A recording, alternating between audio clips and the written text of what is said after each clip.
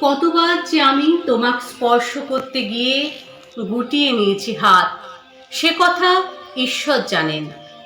তোমাকে ভালোবাসার কথা বলতে গিয়েও কতবার যে আমি সে কথা বলিনি, সে কথা আমার ঈশ্বর জানেন। তোমার হাতের মৃদু কড়া নাড়ার শব্দ শুনে জেগে উঠবার জন্য দরজার সঙ্গে চুম্বকের মতো আমি গেঁথে রেখেছিলাম আমার কর্ণযুগল।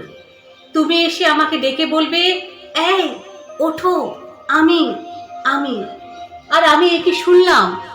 এমতো উল্লাসে নিজেকে নিক্ষেপ করব তোমার উদ্দেশ্যে।